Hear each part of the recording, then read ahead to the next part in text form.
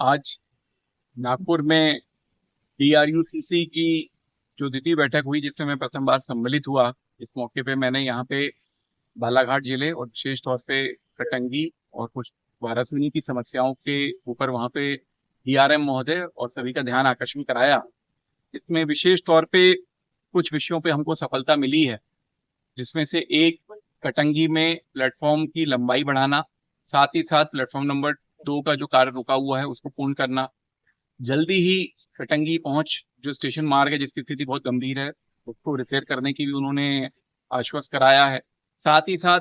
तिरोड़ी का जो आरओबी है जो थोड़ा साइड में है और मैं समझता हूँ जिसमें अंधेरा रहता है, रात में एक्सीडेंट की भी गुंजाइश होती है, तो हमने ध्यान आकर्षण करा के उनसे निवेदन किया है कि इसमें स्ट्रीट लाइट लगाई जाए ताकि दुर्घटनाओं की संभावनाओं को कम किया जा सके। इसके अलावा लंबी दूरी की ट्रेनें जो बालाघाट, वाराणसी, चटंगी, तिरोड़ी, तुमसर होते हुए निकल जाएं, इस ओर की हमने डिमांड रखी है। विशेष तौर पे गोंदिया से लेके इंदौर तक की एक रोड, एक ट्रेन, और साथ ही साथ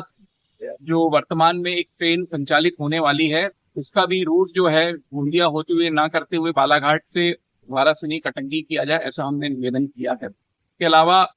निश्चित तौर पे उन्होंने हमें आश्वस्त कर दिया है कि वाराणसी में भी जो प्लेटफॉर्म की लंबाई को लेकर विषय है उसको हम निराकृत करेंगे, उसको हमने अपने एजेंडे में रखा था। साथ ही साथ बालाघाट से हमारे साथ में सुधीर जैन जी भैया और अन्य लोग जुड़े थे, तो बालाघाट रेलवे स्टेशन की भी विभिन्न मूलभूत सुविधाओं के ऊपर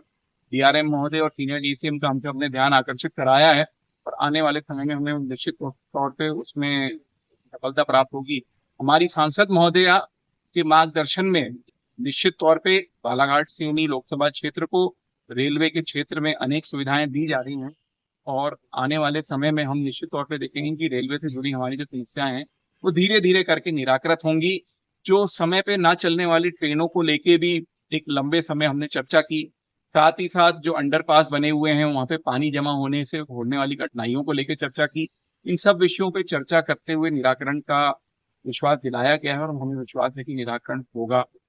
इसके अलावा सभी मध्य प्रदेश, छत्तीसगढ़ और महाराष्ट्र से आए हुए सभी लोगों ने अपनी अपने विषय रखे, उन सब पे चर्चा हुई, हम सब ने उसमें अपना मत रखा। कुल मिला के एक अच्छी सार्थक बैठक है ऐसा हमको विश्वास है।